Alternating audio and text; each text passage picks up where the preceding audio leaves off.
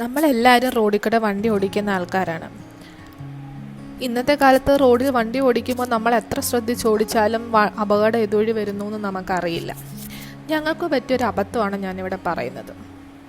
നമ്മൾ അബദ്ധം എന്ന് പറയുന്നതിനേക്കാളും കൂടുതൽ ഞങ്ങൾ റോഡിൽ കൂടെ വണ്ടി ഓടിച്ചുകൊണ്ടിരിക്കുകയായിരുന്നു. ഞങ്ങൾ വണ്ടി ഓടിച്ചുകൊണ്ടിരിക്കുമ്പോൾ റോഡ് സൈഡിൽ നിർത്തിയിട്ടിരുന്ന വണ്ടി ഞങ്ങൾ വണ്ടി വരുന്ന ഒന്നും നോക്കാതെ റോഡ് സൈഡിലുള്ള ഡോർ അങ്ങ് തുറന്നു.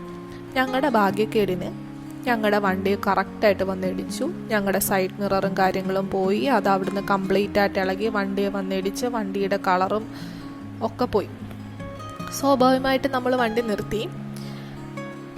ഏതൊരാൾക്ക് മനസ്സിലാവും മറ്റേ പാർട്ടിയുടെ പ്രശ്നമാണെന്നുള്ളത്. അവരും സമ്മതിക്കുന്നുണ്ട് അവരുടെ തെറ്റാണെന്ന്.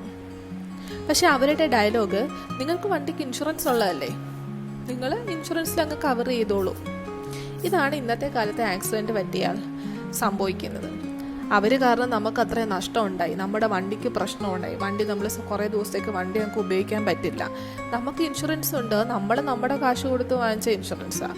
പക്ഷേ അവരതിനൊരു കോമ്പൻസേഷൻ തരുമോ അല്ലെങ്കിൽ അതിനെന്തെങ്കിലും നന്നാക്കാനുള്ള തരുമോ ഒന്നും ചെയ്യാതെ അവർ പറയുന്ന ഡയലോഗ്, നിങ്ങൾക്ക് ഇൻഷുറൻസ് ഉണ്ടല്ലേ, നിങ്ങൾ അങ്ങ് കവർ ചെയ്തോളാം. നിങ്ങൾക്ക് ആർക്കെങ്കിലും ഇങ്ങനത്തെ അനുഭവം ഉണ്ടായിട്ടുണ്ടോ?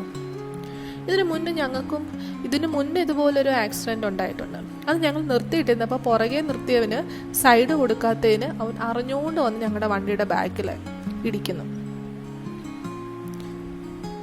ഒന്നല്ല 2 തവണ ഇടിക്കുന്നു. അത് അവിടെ കണ്ടോണ്ട് നിന്ന ആൾക്കാരുണ്ട്. അവൻ മനഃപൂർവ്വം ഇടിച്ചാന്ന് അവർ പറയുന്നത് നമ്മളും കേട്ടു, നമുക്കും അത് മനസ്സിലായി മനഃപൂർവ്വം ഇടിച്ചാന്ന്.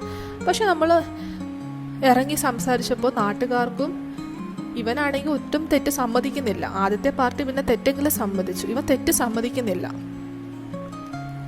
ഇവൻ പറയുന്നത് ഇവൻ നല്ല തെറ്റൊന്നും ചെയ്തില്ല എന്നുള്ളതാണ്. കാരണം നമ്മുടെ പുറകെ ക്യാമറ ഇല്ലല്ലോ. കണ്ടു നിന്ന ആൾക്കാരും അവർക്കറിയാമെങ്കിൽ പോലും ഇവർ പറയുന്നത് നമ്മൾ കേട്ടെ, എന്നിട്ട് പോലും അവരത് സമ്മതിക്കുന്നില്ല. ഇനി അവൻ അറിഞ്ഞുകൊണ്ട് അടിച്ചാണേലും അറിയാതെ ഇടിച്ചാണേലും അവനാണല്ലോ വന്ന് ഇടിച്ചത്. അവനതിനകത്തൊരു ഉത്തരവാദിത്വം ഉണ്ടല്ലോ. അവൻ നമ്മുടെ പുറത്തോട്ട് തട്ടിക്കയറുക എന്നല്ലാണ്ട് നിങ്ങൾ വേണേൽ പോയി കേസ് കൊടുക്കുക, നിങ്ങൾ പോയി കേസ് കൊടുക്കുക എന്നൊക്കെയാണ് ഇവർ പറയുന്നത്. നിങ്ങളുടെ വണ്ടിക്ക് ഇൻഷുറൻസ് ഇല്ലേ, നിങ്ങൾ ഇവിടെ കിടന്ന് വഴക്കുണ്ടാക്കുന്ന എന്തിനാ, നിങ്ങളുടെ വണ്ടിക്ക് ഇൻഷുറൻസ് ഇല്ലേ, ആ ഇൻഷുറൻസിൽ അങ്ങ് കവർ ആയിക്കോളും എന്നുള്ളതാണ് അവർ പറയുന്നത്. നോക്കി നിൽക്കുന്ന നാട്ടുകാരും അത് തന്നെയാണ് പറയുന്നത്. ചുരുക്കം പറഞ്ഞു കഴിഞ്ഞാൽ, നമ്മൾ നേരെ ചൊവ്വേ വണ്ടി ഓടിച്ചാലും നമ്മൾ റോഡിലിറങ്ങുമ്പം അപകടം ഏത് വഴിയിലും വരാം. തെറ്റ് നമ്മുടെ ഭാഗത്തല്ലെങ്കിൽ പോലും നമുക്കൊന്നും മിണ്ടാൻ പറ്റത്തില്ല. നമുക്ക് ഇൻഷുറൻസ് ഉണ്ടെങ്കിൽ നമുക്ക് നിൽക്കാം. അല്ലെ പിന്നെ നമ്മൾ അവരെ അടിക്കാനും ഇടിക്കാനും കേസിൻ്റെ പുറകെയൊക്കെ പോകാനായിട്ട് തയ്യാറാകണം. ഒട്ടുമിക്ക ആളുകളും അതിന് റെഡിയുമല്ല, അല്ലേ? നമ്മളതൊന്നും അങ്ങനെ ശീലിച്ചിട്ടുള്ളവരല്ല. അപ്പം ഏറ്റവും അത്യാവശ്യം നല്ലൊരു ഇൻഷുറൻസ് എടുത്ത് വെക്കുക എന്നുള്ളതാണ് നിങ്ങളെല്ലാം ആദ്യം ചെയ്യേണ്ട ഒരു കാര്യം, ഞാനുൾപ്പെടെ.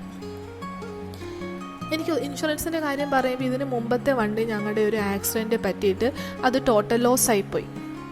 ആ വണ്ടി എടുക്കുന്ന സമയത്ത് നമുക്കിങ്ങനെ ടോട്ടൽ ലോസ് എന്നുള്ളൊരു കാര്യമൊന്നും എനിക്ക് വ്യക്തമായിട്ട് അറിയില്ല. എൻ്റെ ആദ്യത്തെ വണ്ടിയാണ് അത്. പക്ഷേ ഞങ്ങളുടെ തെറ്റ് തന്നെയാണ് കേട്ടോ. എൻ്റെ അറിയാതെ ഉറങ്ങിപ്പോയതാണ്. അത് സംഭവം വേറെ വണ്ടിയിലൊന്നും അല്ല ഇടിച്ചത്, മതിൽ ചെന്ന് ഇടിച്ചതാണ്. അപ്പം നമ്മുടെ വണ്ടി പൂർണ്ണമായിട്ടും നശിച്ചു. അപ്പം അങ്ങനെ ഇൻഷുറൻസിന് കൊടുത്തപ്പോഴാണ് ആ വണ്ടി വണ്ടി വാങ്ങിയതിനേക്കാളും കൂടുതൽ കാശാവും. അതുകൊണ്ട് വണ്ടി ടോട്ടൽ ലോസിൽ പോട്ടെ എന്നുള്ളത് നമ്മൾ മനസ്സിലാക്കുന്നത്. അപ്പോഴാണ് ഇങ്ങനൊരു സംഭവം ഉണ്ടെന്നുള്ള കാര്യം തന്നെ ഞാൻ അറിയുന്നത്. ഞാനാണെങ്കിൽ ഇൻഷുറൻസിൻ്റെ എമൗണ്ട് കുറയ്ക്കാൻ വേണ്ടി ഇങ്ങനെ ഇൻഷുറൻസിൻ്റെ പ്രീമിയം, അടുത്ത പ്രീമിയത്തിൻ്റെ സമയം വന്നപ്പോൾ ഏറ്റവും കുറഞ്ഞ പ്രീമിയം നോക്കിയാണ് എടുത്തത്. നമുക്കിങ്ങനൊരു സംഭവം ഉണ്ടെന്നും ഒന്നും അറിയത്തില്ല.